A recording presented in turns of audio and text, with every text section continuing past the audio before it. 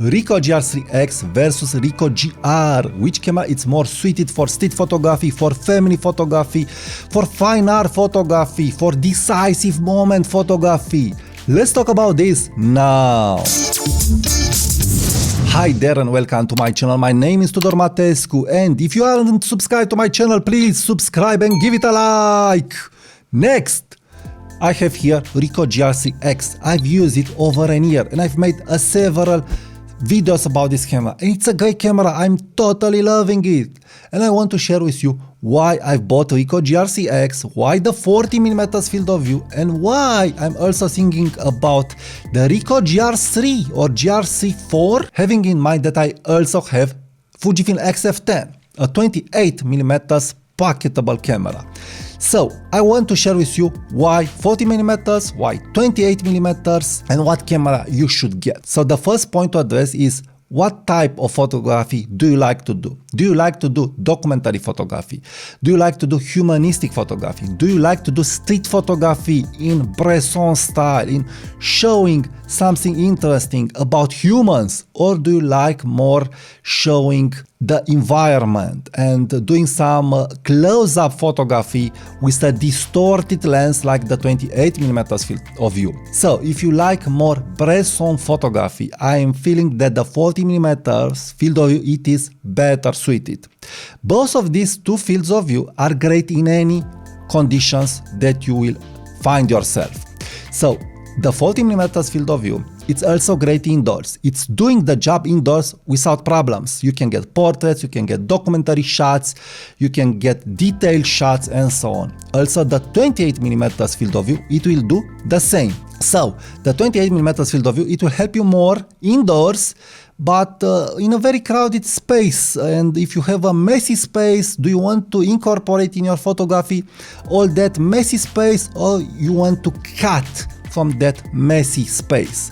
So this is why I've decided for the 40mm field of view, because it will help me concentrate on the subjects, and also on the street. If it's not a very crowded scene, I can use this lens without problems. I can do candid portraits, street compositions, and so on, landscapes, and so on. Now, the 28mm field of view, it will be more suited for fine art photography, for landscape photography, and for more distorted portraits, let's call it like this, for those close-up portraits, those ugly portraits, again, because the 28mm field of view, it's distorting the subject, but that distortion, it's adding something to the picture.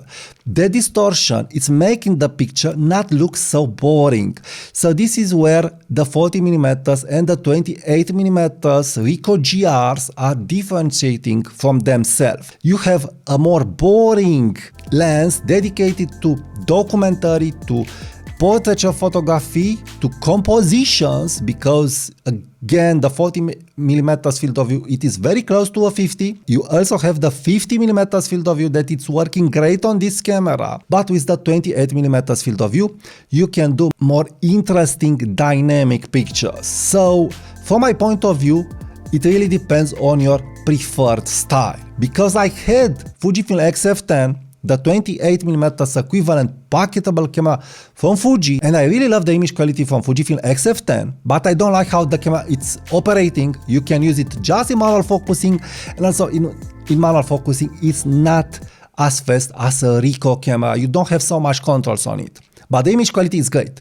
But because I had X-F10, I've decided to go with Ricoh GR3X, because I do prefer more the documentary photography style, and I do prefer more the 40mm lenses. But I am also liking the fine art style of photography, that I'm feeling that fine art style, you can do it just with unusual focal lenses. And the 28mm focal lens, even it's an usual focal lens nowadays on mobile phones and on other cameras, it has that distortion. And that distortion, it helps you get some strong angles, some strong diagonals that you can incorporate in your photography. So you will make photography that has some wow effect easier, I do feel, with a 28mm lens because of that distortion. With this camera, with the 40mm Ricoh, you need to think better about your composition. You really need to plan it better. But of course, if you love fine art photography, it's not done by mistake. But the wide angle distortion that is giving you that dynamic of the lines, it will help you have that effect. But with this, I can't have that strong effect of a line because it's a normal field of view. So it really depends on your preferred photography. Now, because I have both of these two cameras, I will stick to my Ricoh GR3X. I will use it and I will wait for Ricoh GR4. That I hope it will be a 28mm field of view camera with weather sealing, with flash, with IBIS and all the goodies that Ricoh has built into this camera, as small as this. But I'm not looking just for flash. All I want is weather sealing so I can have that peace of mind that the camera will not acquire dust on the sensor. But even if that camera will not appear too soon, who knows? My advice is that if you want humanistic photography, documentary photography, get Ricoh GR3X. If you want more fine art photography, more dynamic photography, if you love that distortion of portraits of nature that 28mm is bringing, then get the 28mm Ricoh GR3. With either of these cameras, you'll get great results. But if you like both fields of view and both way of shooting, so you like humanistic photography but also fine art photography, then the only solution is yes, get two Ricohs. Get Ricoh GR3X and get Ricoh GR3. I would not go to XF10 nowadays. I am feeling that XF10, it's a little outdated. It's a great camera, it has a great lens, but the manual focusing controls of this camera are so good, they are at another level. I can't express how much I love and how much perfection is built in these manual focusing controls. I must do an in-depth review of just the manual focusing controls that are on a Ricoh camera. They are so great. But if you want to learn more while do love a camera that has such great manual focusing cameras, please check my next video, the decisive moment using a Ricoh GR3X camera. Please check the video here, and after this, please check my affiliate link, subscribe to my channel, share my video, leave me your comments.